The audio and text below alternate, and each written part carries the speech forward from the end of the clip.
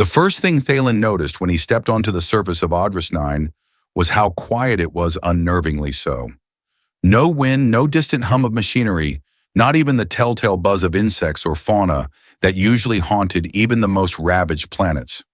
Just a wide reddish horizon that shimmered faintly under twin suns, and a silence so complete it rang in his ears. Perfect posting for someone who hates talking, he muttered, adjusting his collar against the arid air. The sand stuck to everything: his boots, his lips, even the tips of his ears. It was coarse and fine at the same time, like the ashes of some great fire, which he supposed was exactly what it was. Audrus 9 had been the site of a war no one wanted to talk about anymore, the kind that ended in treaties written in haste and memorials no one visited.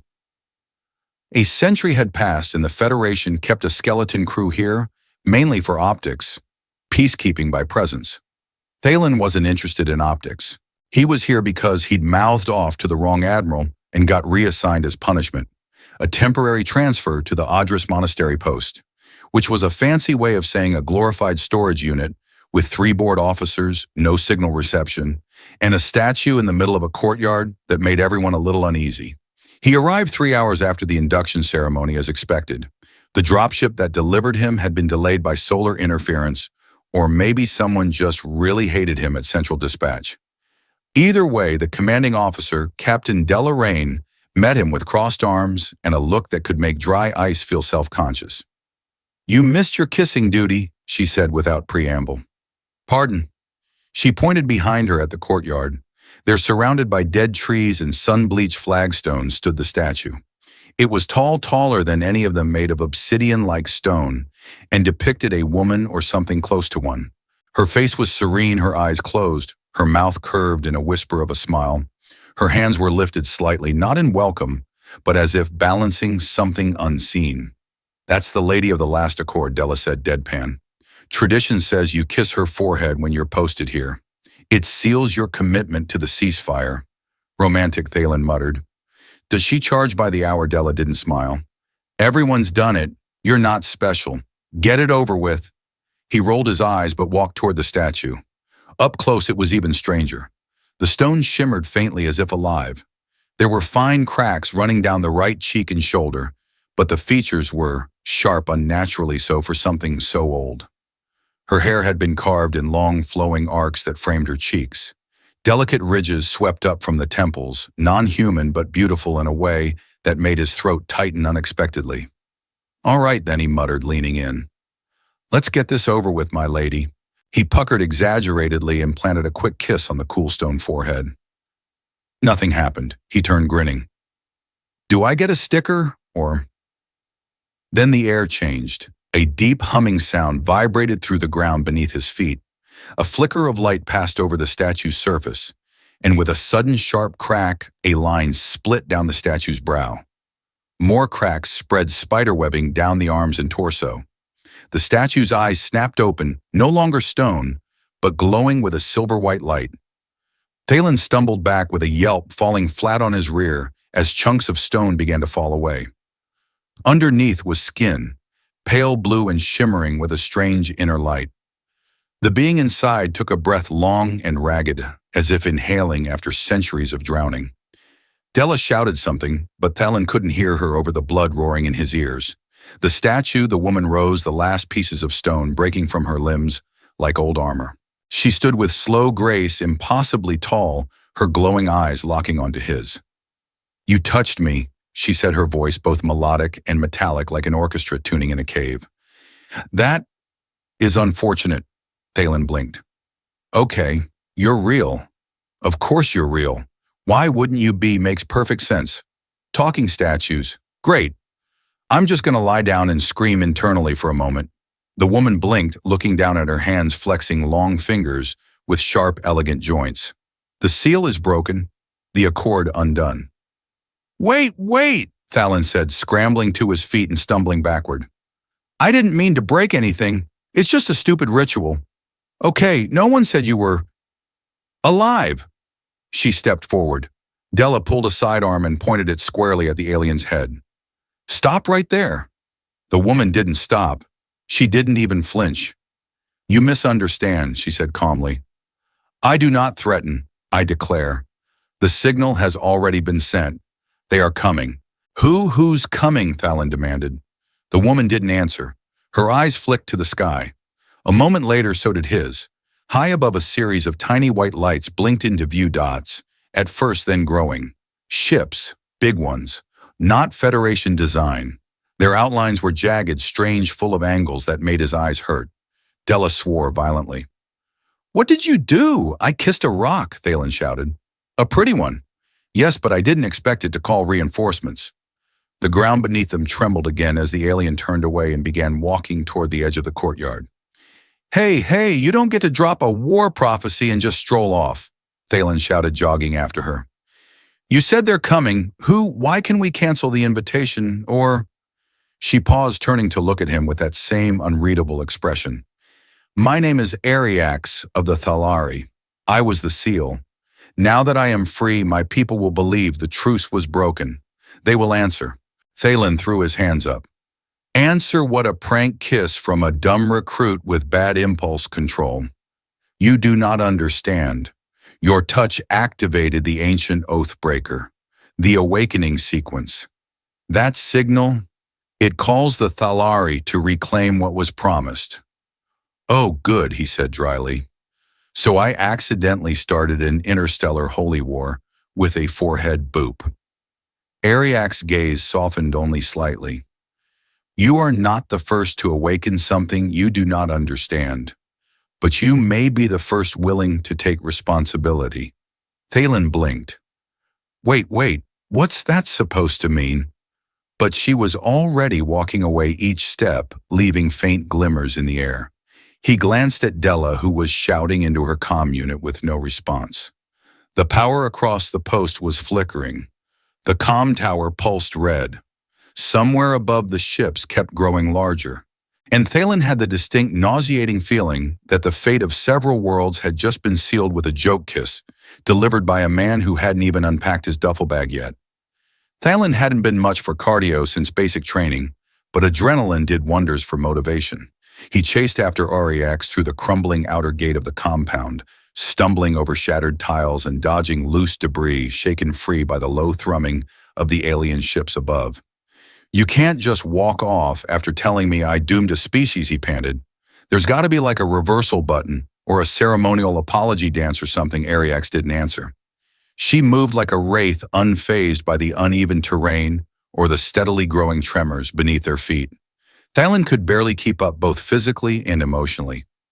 What even are you? He gasped, slowing, only when the terrain leveled out into a long, broken causeway, flanked by dead stone arches. Are you a priestess, a prisoner, some kind of alien oracle with a vengeance kink? At that, she stopped.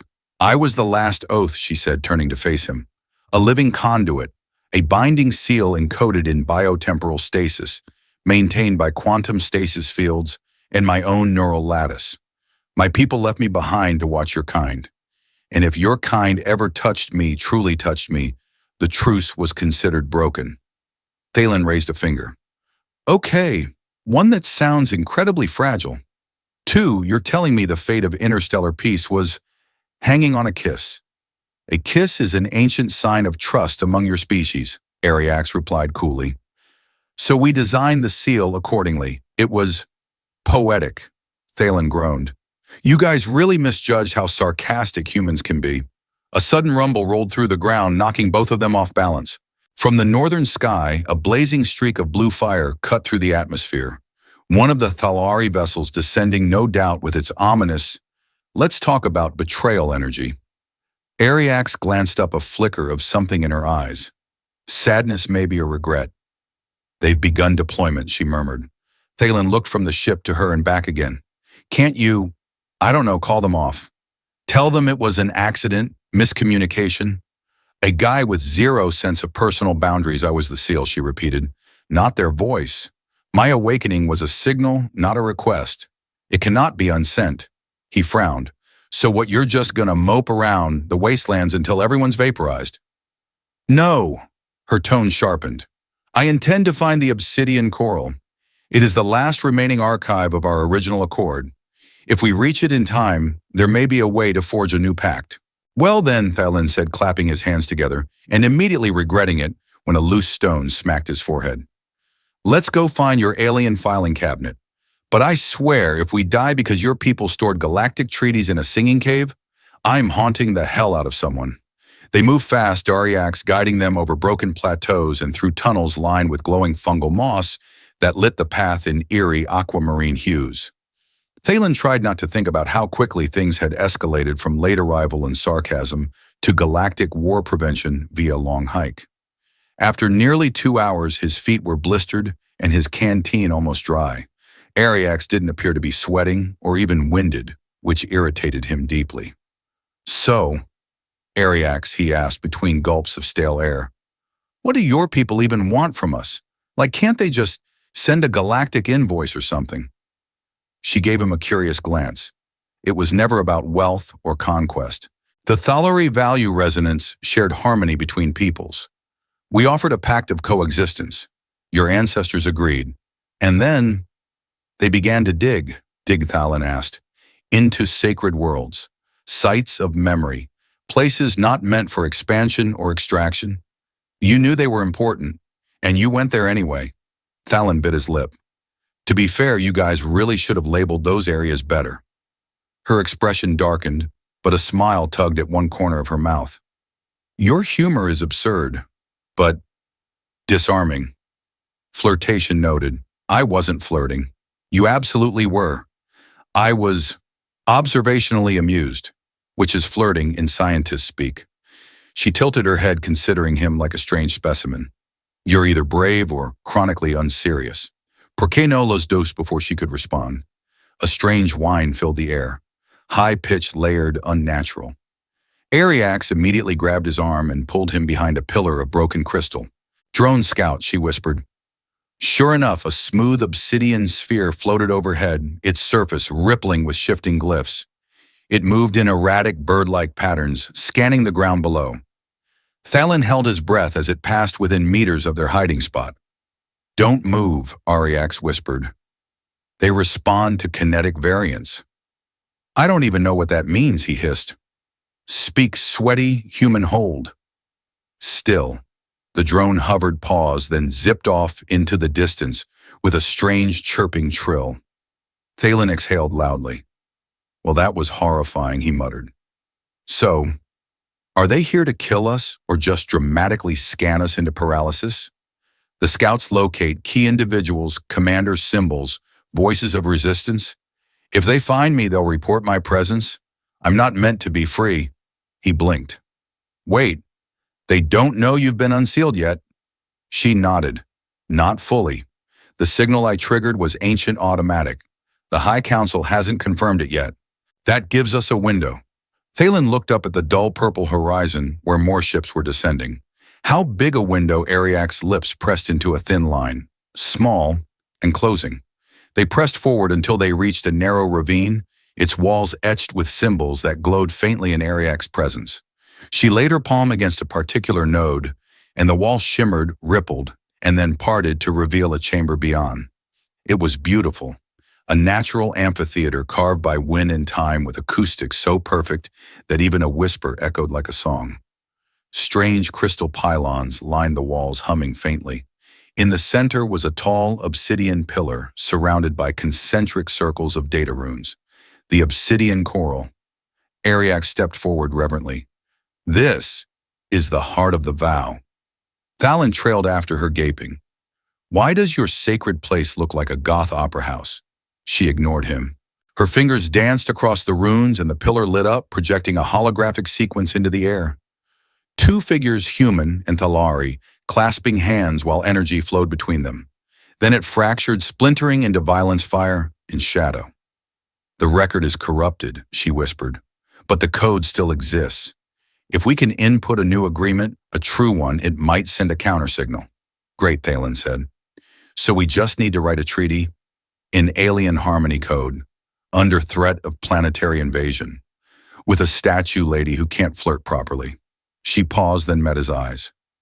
I like the way you talk when you're afraid. Thank you. I practice daily. But before either of them could do more, a shadow fell over the basin. A Thalari gunship was descending. Its scanners had found them. Ariax turned to him, eyes glowing. "We'll have to defend the coral.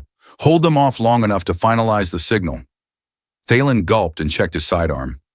"Right. You handle the cosmic encryption, I'll shoot very enthusiastically in your general direction." She smiled faintly. "Stay close, Thalen." He smirked despite himself. "I think I already am." As the gunship landed and the first blue-armored soldiers disembarked, weapons humming, Thalen took cover behind a pylon and whispered to himself, "Next time I kiss something ancient, I'm checking for pulse first." The first plasma bolt slammed into the ground, a meter from Thalen's face, throwing up a plume of molten dust and sending him diving for cover with a yelp that was, if he were honest, slightly higher pitched than he preferred. "I thought they didn't know you were awake yet," he shouted over the rising whine of energy weapons. Ariax didn't answer. She was too busy weaving through falling debris with impossible speed, her fingers flashing over the coral's runes. "They locked onto my signature the moment the basin song activated," she said, ducking as a bolt sliced past her shoulder. "The pillar is broadcasting." "Well, great." Thalen peeked over the edge of a crystal pylon and fired his sidearm in 3 rapid bursts. One of the Thalari soldiers staggered back his armor, sparking but didn't go down. "Let me just add that to the growing list of things we didn't think through." "We did think it through," she replied calmly, even as the air sizzled with incoming fire.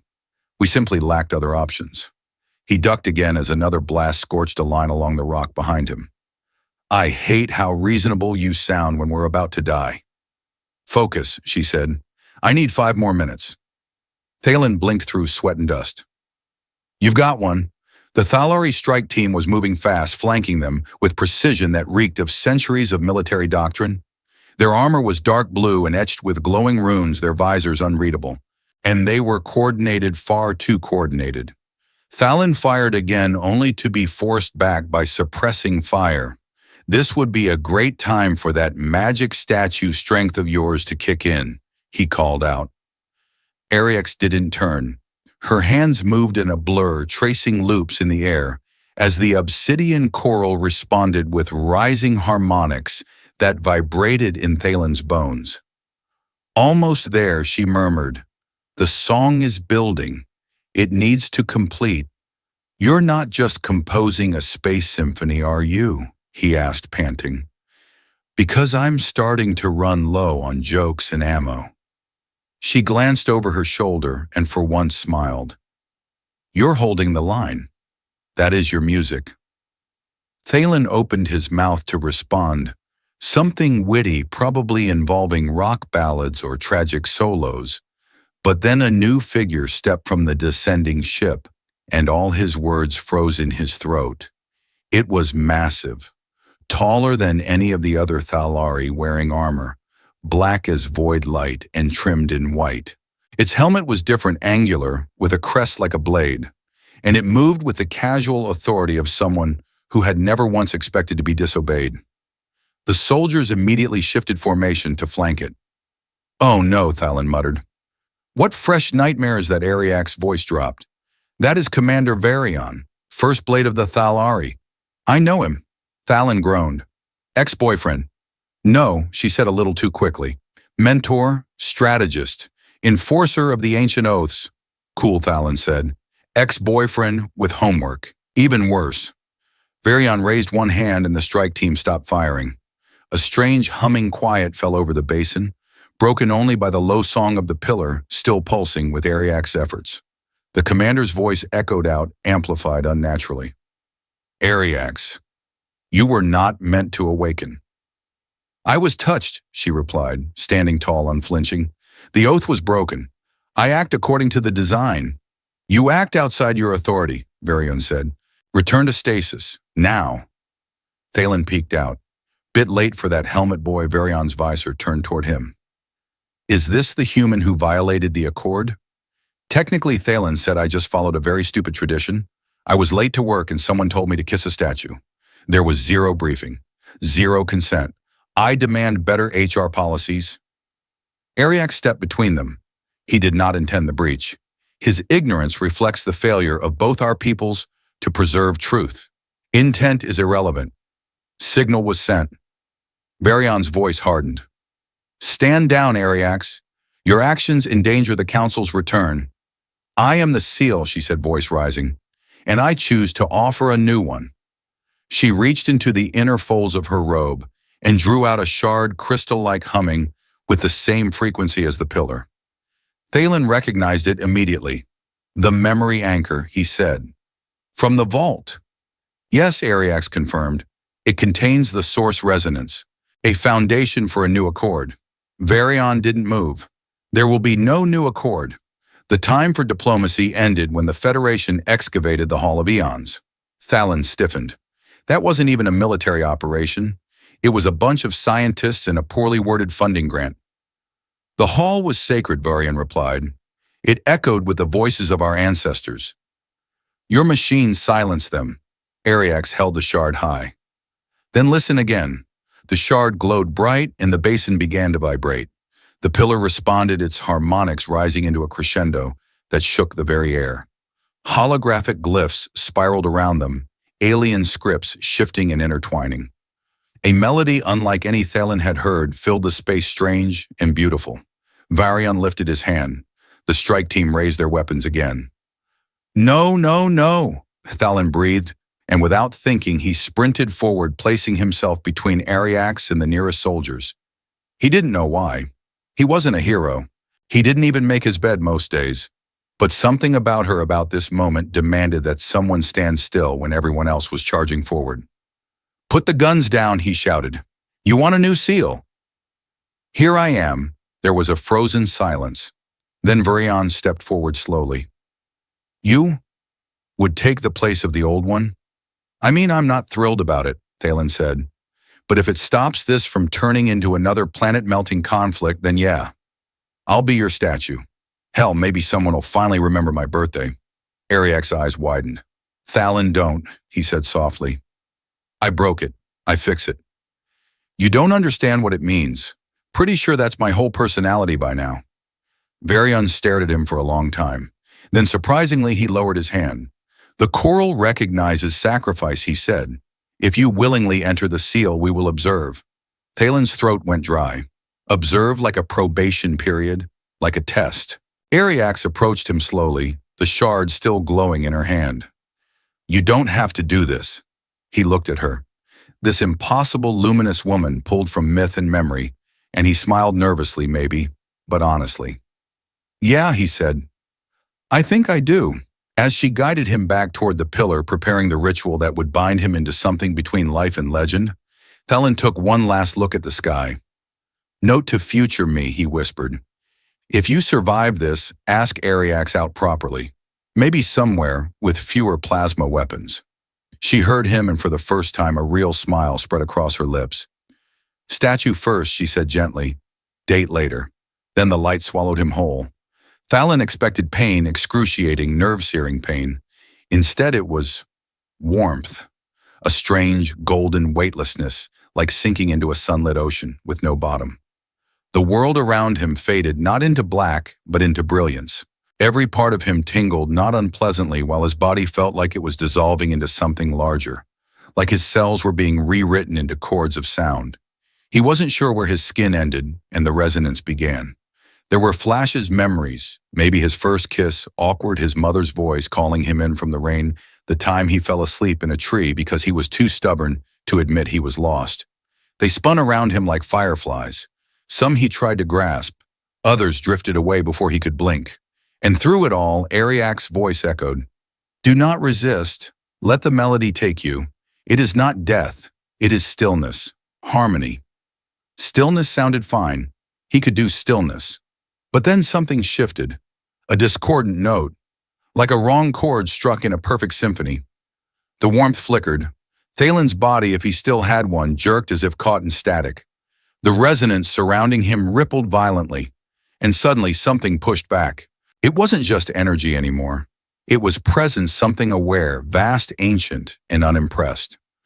A voice boomed, not in words but in feeling. Doubt, suspicion, judgment. The seal resists you.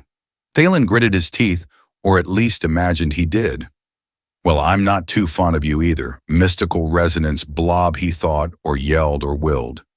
You want someone perfect. Too bad. You've got me. The presence surged again, this time colder. A trial, a demand. The seal would only accept a mind in perfect balance. Absolute purpose. Peace. Thalen had sarcasm, guilt, a stubborn streak, and an absurd capacity for inappropriate jokes. But in the storm of self-doubt, the seal threw at him, something else pushed back. Ariax. Not her body, she remained outside, guiding the process, but her essence. Her memory of him. Her voice rang out like a clear note in the chaos. He chooses freely. He chooses without command or honor. He chooses because he believes in second chances. And in that moment, Thalen stopped resisting, not in surrender, but in embrace. I don't know how to be perfect, he thought, but I know I don't want anyone else dying over a misunderstanding. The storm quieted. The seal accepted. With a sudden snap, sensation vanished. Silence enveloped him, profound, deep, infinite. His breath, heartbeat, and thoughts dulled into something ambient. He was no longer within his body. He was the body frozen, timeless, ageless. Outside the resonance, Ariax opened her eyes, breathing heavily. He endures, she said. Commander Varian stepped forward cautiously. The seal holds, yes. Her voice was low but steady. He has become the bridge. A shimmer of light passed over the basin. The runes on the coral pulsed once, then went still. The sky, once filled with incoming Thalari ships, shifted. The vessels halted in orbit, no longer descending, no longer preparing weapons. For now they watched. Varian studied the newly formed statue. It looked like Thalenai's closed mouth, calm arms, slightly open. In that same ambiguous gesture, the ancient statue once had an offering or a challenge. A human, Varian murmured, chosen by the resonance. Ariax turned to him, her expression unreadable. The seal did not care for species, only for truth. Then our council will observe, Varian said, but do not mistake stillness for safety. The accord is not yet rewritten. If he fails, he won't.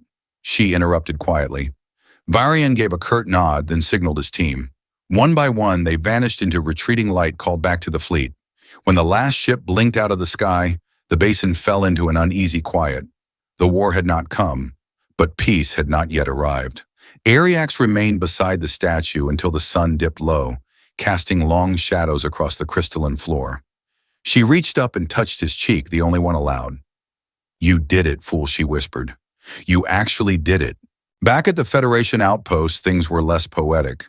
Captain Delaraine stared at the glowing reports, the blank security feeds, and the debriefing request from command, all while nursing the world's longest headache. So let me get this straight, she said to the exhausted lieutenant in front of her. The new guy Thalen kisses a statue, triggers an ancient war signal, vanishes during a base lockdown, and is now, what a sacred peace idol. The lieutenant cleared his throat. That's the official statement, ma'am. And unofficially, he hesitated. Unofficially, he might have saved all of us, and also kissed an alien lady. Della groaned. God damn it. Now I owe Lieutenant Brenner 20 credits. Excuse me? She said it was either an ancient evil or a romance plot. I said he was just stupid. Della rubbed her eyes. Turns out it's both. Later that night, in a quiet corner of the outpost infirmary, Ariax sat alone with the memory shard in her hand, staring out the window toward the distant basin. She spoke softly, not expecting a reply. You said you weren't special, that you didn't understand any of this. But you did something none of your admirals or scholars ever could. You stopped. You listened. You stepped into silence so others wouldn't have to. Her fingers curled around the shard. I'll find a way to bring your voice back. In the silence, the statue in the distance stood unmoving. But in Ariax's memory, she could still hear him say, date later. She smiled. Later, she whispered, it had been 47 days since Thalen became the seal. Ariax counted each one, not because she had to, but because she refused not to. The Federation had declared an official ceasefire extension, with the Thalari fleet still hovering in high orbit, their ships like silent monoliths against the stars. They didn't attack. They didn't leave. They waited. So did she. Adris 9 had transformed almost overnight. Once a half-abandoned desert outpost, it now thrummed with cautious diplomatic activity. The obsidian coral had become the new epicenter. Federation engineers worked alongside Thalari harmonists to stabilize the signal, prevent feedback distortion, and reinforce the physical chamber housing the seal. None of them touched the statue. Only Ariax did that. She visited every day sometimes just to sit beside Thalin's silent form. His expression was peaceful, almost irritatingly so. The same dumb half-smirk, like he knew a joke the universe wasn't in on. And somehow, even frozen in stasis, he made her feel less alone. He'd be making fun of the engineers, she told one of the techs on day 28. Probably asking if anyone's checked the resonance for malware. The tech blinked. We're not sure how to respond to that. She sighed. Exactly. By day 47, whispers began circulating. Not everyone was satisfied with peace by statue. He's not trained, a Terran envoy protested during a council briefing. We entrusted the galaxy's most fragile truce to a sarcastic border patrol dropout, he volunteered, Ariax said flatly. He triggered the breach in the first place, and then offered himself in recompense. I fail to see your point. The Thalari delegate beside her inclined his head. The resonance accepted him. That should end the discussion. But it didn't. Behind the polished words and cautious diplomacy, tensions simmered. Some within the Federation questioned why a human had been chosen. Some among the Thalari whispered that an outsider seal was a ploy, a trick to stall retaliation.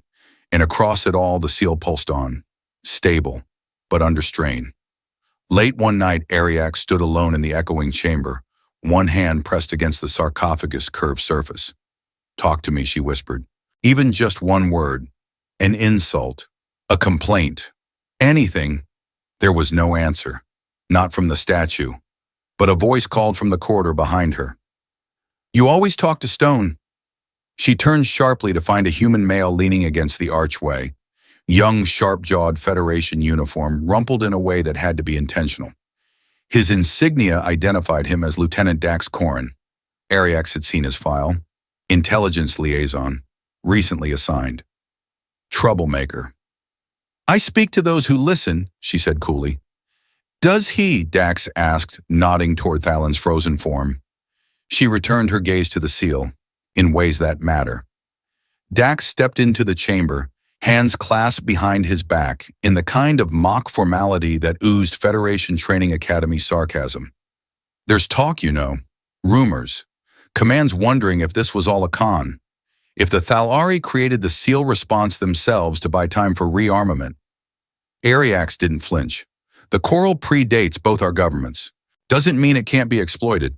And the fact that you're the only one who can communicate with him well, that doesn't exactly ease minds. She narrowed her eyes. I do not answer to paranoia. Dax smiled faintly. No, but you might have to answer to math. Power surges across the seal have increased by 12% over the last week. You feel it, don't you? She didn't respond, because he was right. Something had shifted. She'd noticed it first 2 nights ago, a subtle change in the harmonic echo, a longer pause between pulses, a faint irregularity, like a skipped beat in a song. You think he's failing? She asked quietly. I think he's struggling, Dax replied.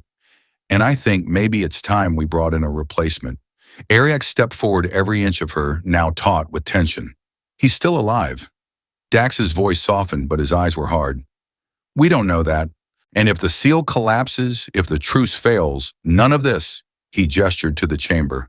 The joint missions, the cautious alliance survives. Then don't let it fail, she snapped. Help me stabilize it. He raised an eyebrow. You think you can reach him? I think, she said, turning back to the sarcophagus. He's listening. I think he always has been. That night she brought the memory shard back to the chamber. She hadn't used it since the day he entered the seal. It still glowed faintly, pulsing with recorded resonance, impressions of the original pact.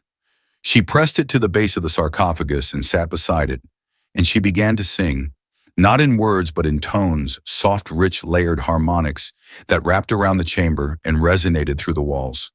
A song of memory, of hope, of laughter, and strange adventure. A song that contained everything he'd been. Every foolish joke, every brave moment, every time he tried to make her smile. She didn't expect anything to happen. But then, the pulse changed, just slightly. A new tone layered itself into the rhythm. Faint, hesitant, but distinct. A response. Her breath caught. "Thalon," she whispered. Inside the seal, buried in stillness, a flicker of awareness stirred. It was dim, distant, like watching the world through thick fog, but he heard it. Her voice. He'd been dreaming of her, he thought, or remembering her, or maybe just holding on to her. It was hard to tell anymore. Time had no weight here. But now, she was close, and he was not alone. He focused, willed himself to focus, and for the briefest second he felt something push back against the seal. A tremor, a thought, one word struggling to form. "Hi," it said. Ariak's heart nearly stopped. It wasn't much. A whisper, a flicker. But it was him. He was still there. She leaned closer, her forehead pressing gently to the sarcophagus. "You idiot," she murmured, voice trembling. "I missed you." The resonance steadied. Outside, unnoticed by those rushing to keep the truce intact, a subtle signal echoed across the relay stations of the fleet. It wasn't a call to arms. It was laughter, a gentle pulse of joy, a joke only two people understood, and it was enough. Thalon didn't wake, not fully, but the world inside the seal shifted. It was no longer empty. He drifted through memories like constellations, blinking in and out. There was the first time he met Ariak, statuesque, scowling and stunning, his lips still tingling from that fateful forehead kiss. Then her laugh, rare but real, her voice calling out over the whine of plasma fire. The warmth of her touch on his chest before he sank into the sarcophagus. It was all still there, anchored, alive. The resonance around him pulsed in rhythm with her song. It wasn't just keeping him contained, it was listening, responding. Like the seal itself was starting to remember what it once protected. Peace, not treaties. Not politics, just the raw, terrifying hope that two species could stop breaking each other long enough to imagine something better. Inside the obsidian coral, Ariax ended her song with a long breath and a hand still pressed to the sarcophagus. She didn't speak. She didn't need to. The pulse had changed. The seal no longer trembled under strain. It steadied, harmonized, hummed with quiet strength. And somewhere beneath that still stone skin, she felt him smirk. That idiot. Outside the basin, however, things weren't as harmonious. Lieutenant Dax Corrin stormed into the temporary Federation command tent, a tablet in one hand and a scowl deep enough to crack concrete. "We just intercepted a Thalari scout pattern over Dorn's Reach," he announced. "That's 2 hours from our deep core research outposts." Captain Delaraine didn't look up from her console. "Reconnaissance, not aggression. Let it go. It's pressure, testing us, and the Council's pretending it's a field trip." Della sighed and finally looked up. "What do you want me to do, Corrin? Pull the seal out of the box and shake it like a snow globe?" "I want to know what happens if he fails," Dax said, lowering his voice. "Because if he cracks or dies in there, or decides to take a nap for eternity, we don't get a second shot." A pause stretched between them. Della folded her arms. "You're not wrong, but until the resonance breaks, we follow protocol. And if it does, then we say our goodbyes to everything." Meanwhile, in the basin, Ariak sat beside the statue, legs tucked under her and cloak drawn tight around her shoulders. She should have left hours ago. Should have eaten, slept, reported to the Council. But none of that mattered. Thalon was still there, and that was enough. Until she heard footsteps behind her. She turned wary but relaxed at the sight of the approaching figure. Thalari. Not Varian, but another, a woman this time, lean and tall, clad in ceremonial violet armor, traced with soft gold. She walked like someone who'd spent a long time in weightless ships and didn't entirely trust gravity anymore. "Ariax," the woman said, bowing slightly. "Several," Ariax responded. "You're early." The High Council sends its envoy ahead of the verdict. Final deliberations begin tomorrow. Ariax straightened. Then why come to me? Seville stepped closer to the sarcophagus, her expression unreadable. Because the council may observe the seal, but you are its soul. They wish to know if it still sings. Ariax hesitated, then nodded once. It does. Seville raised a brow. Even after all this time, he has not broken. No, Seville said, but he has changed. Ariax blinked. What do you mean? Seville reached out not to touch the seal, but to hover a small crystalline instrument over it.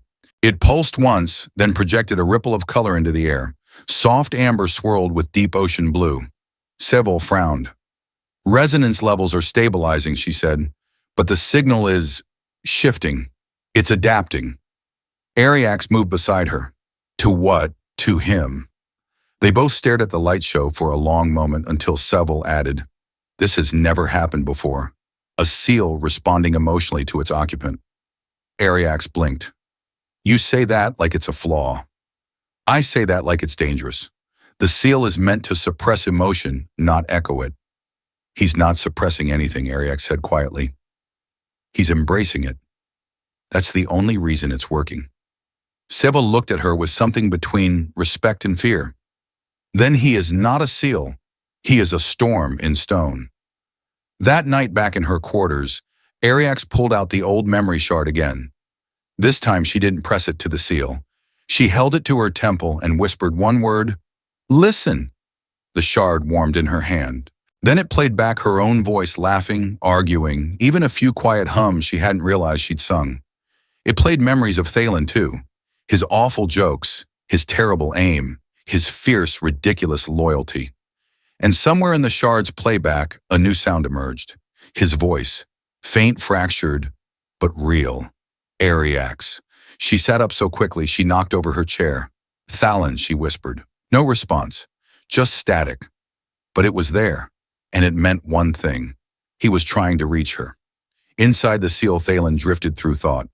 He had no sense of time, but he felt her presence like a melody in a quiet room. When she sang, his thoughts stirred.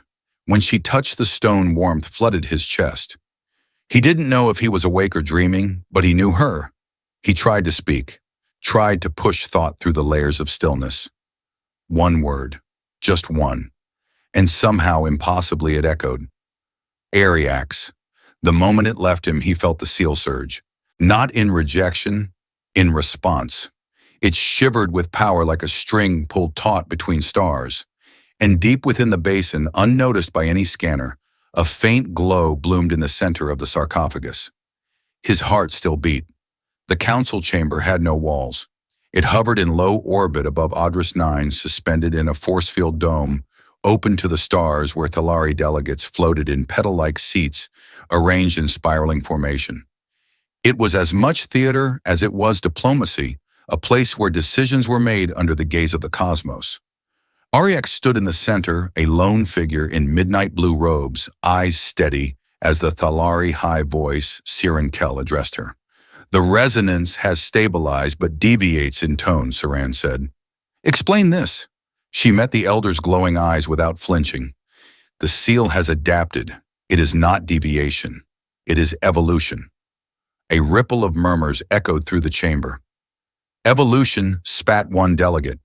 The seal is not meant to evolve. It is meant to endure. It does both, Ariax said calmly. Because he does. You place much faith in one human. I place faith in what he chose, and what the seal accepted. Another delegate rose, this one younger face taut with tension. This Thalen has become a symbol among the Federation. Do you know what they call him, the Stone Fool? He's aware, Ariax said. He likes it. More murmurs. Siren Kell's tone remained composed. And if the resonance collapses, then we will all burn, Ariax replied. But not because of him, because we refuse to believe peace required change. She turned slowly, a voice firm now. He is not just holding the seal, he is teaching it. The old ways are not enough anymore. If you want stability, let it grow. For a long moment, silence held the chamber. Then Siren Kell lifted a hand. The council will deliberate. And with that, the lights dimmed, and Ariax was escorted out. Back on Audrus 9, storm clouds gathered over the basin. Not weather, not natural. A harmonic disturbance resonance feedback that twisted the skies into low-pressure fury. Engineers scrambled to realign the field stabilizers, while Federation and Thalari diplomats exchanged increasingly tense glances. In the heart of it all, the sarcophagus pulsed harder than ever. Inside the seal, Thalen floated between thought and memory. He felt everything now. Every time Ariax touched the stone, every whispered word, every song. He remembered her sitting beside him, humming that awful lullaby about flying goats and falling planets. He remembered her rolling her eyes when he called her, "Your glowing highness." He remembered wanting to see her smile more than anything else. And the seal remembered too. It craved that clarity of emotion, that honesty. It began mirroring his thoughts more actively, pulling his memories into structure. It wasn't just holding him, it was becoming him. But it was a fragile balance. He sensed it like a seesaw teetering on a pin. A wrong thought, a surge of anger or fear could fracture the entire harmony. An outside stormlight rippled, signaling that strain. He tried to push back, to anchor. He thought of her voice, her hand on his chest. The moment she looked at him with something more than patience, something like belief. And slowly the pressure ebbed, but not completely. The seal wanted more.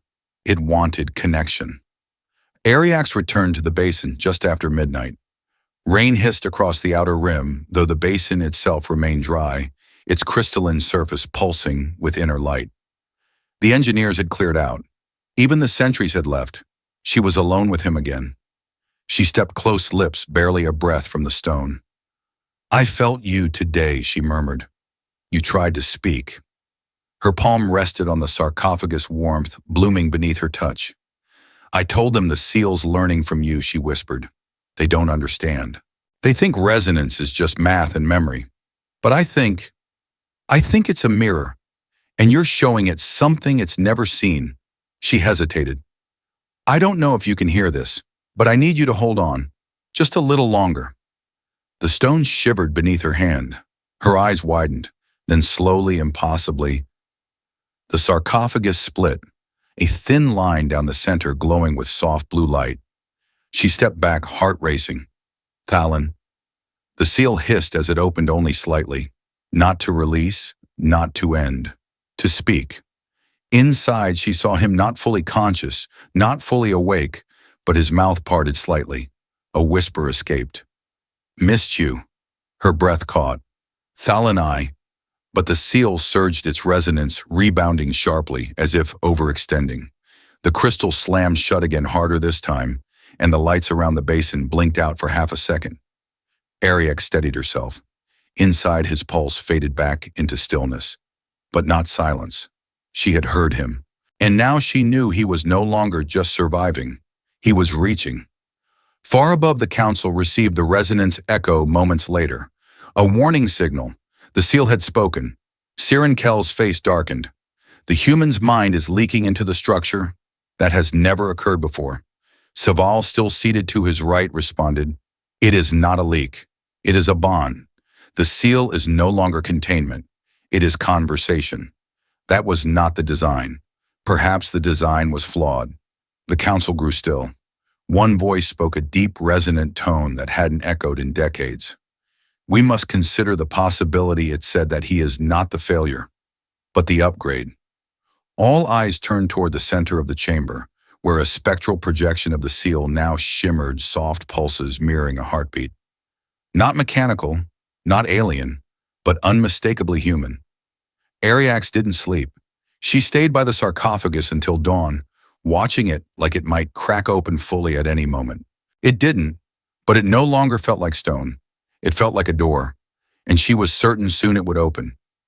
Not because the seal failed, but because he had found a way to rewrite what it meant to be still. And when it opened, she would be there, waiting. It happened on the 84th day. No sirens blared, No ships fell from the sky. No banners were raised. Just a single pulse, a ripple across Adris 9 that made the basin walls shiver and birds on distant cliffs take flight. Ariax was already running when the echo hit. She didn't wait for council clearance, didn't call the Federation comms tower, didn't even grab her diplomatic credentials. Her boots pounded against rain-slicked stone as the resonance sang across the plateau, low and warm, like the hum of a heart beginning to beat again. The basin had changed. Where once the sarcophagus stood dark and silent, now its etched surface shimmered with golden light, amber and blue interlaced, harmonizing in perfect equilibrium. She skidded to a halt just before it rained, dripping from her cloak, eyes wide. The seal was opening, not cracking, not failing, but unfolding. Slow, deliberate, like the petals of a cautious flower, waking after a long winter. And inside he was there, alive. His eyes fluttered open. "Hi," Thalen rasped, blinking slowly. "You look terrible." Ariax exhaled in a sound that was half sob, half laugh, and fell to her knees beside the sarcophagus. "Your first words back are that," she said, voice trembling. He smiled faintly. "I had better ones lined up, but I lost them somewhere around month 2. She reached forward, pausing only an instant before her fingers brushed against his cheek. Warm, real, present. "You shouldn't be awake," she whispered. "You were supposed to stay until the accord stabilized." Thalen's gaze drifted to the glowing walls around them. "Pretty sure the accord stabilized because I'm waking up." This thing, it didn't want silence anymore. It wanted a signal. A signal, she echoed. He nodded weakly. Something loud, something messy, something alive. A pause. Then he added, "Like me." Ariax helped him sit up. His muscles trembled and his breath came shallow, but his eyes were clear. He looked like someone who had spent a century in a dream and just remembered how to speak. The engineers arrived minutes later, trailed by Federation officers and Thalari envoys. Dax Corin came sprinting down the steps, his coat flapping behind him, skidding to a stop at the edge of the seal. "You," he pointed at Thalen. "You're not supposed to be standing." Thalen leaned against Ariax's shoulder and grinned. "Yeah, well, I never read the manual." Dax turned to Ariax. "The High Council is on their way. They said the seal cannot awaken without risking destabilization." "It didn't awaken," Ariax said. "It evolved." Dax opened his mouth, then shut it again, when the obsidian coral behind them pulsed once, twice, and then projected a single unified glyph into the air. The symbol for balance. Then beneath it, a new one emerged. Not Thalari, not human, a hybrid, a bridge. The High Council met within the hour, but this time it wasn't in orbit. It was in the basin itself. They came down, robes brushing the stones, silence humming between them like a second pulse. Thalen stood to greet them, barely upright, supported by Ariax on one side, and a walking stick Dax had very generously stolen from the Federation infirmary. Sarankel regarded him for a long moment. "You are altered." "Most people are after being a popsicle for 3 months," Thalen said. "You have changed the seal's resonance. Its song is different." "I just added a verse." The elder inclined his head. "It now contains more than memory. It carries choice." "Yeah," Thalen said softly. "That was kind of the point." Silence again. Then Seval stepped forward. "The Council accepts the new resonance," she announced. "It will serve as the foundation for the accord rewritten." Sirenkel added, "The seal shall not remain closed. It shall remain open, a living monument tended by both peoples. No longer a warning, a promise." Thalen blinked. "Wait, are you saying I don't have to go back in?" Ariax squeezed his hand. "No more statues for you," he sagged in relief. "Thank all the glowing gods." Sarenkel, still serious, nodded. "But you will be remembered. I can live with that," Thalen said. "Preferably while actually living." A year passed. The accord rewritten was signed in the Echo Basin, beneath the open sky of Odris 9. Federation banners and Thalari sigils hung side by side, not as warnings, but as invitations. Scientists from both species worked in joint facilities. Children of both races played in the ruins, once marked by silence. And at the center of the new garden that bloomed within the basin stood a monument. It wasn't Thalin. It was a sculpture of two hands, one human one, Thalari, reaching for each other but not quite touching. Hovering forever in the space between, like a signal never quite finished. It was called the bridge. Tourists came and marveled. Some took pictures, some just sat.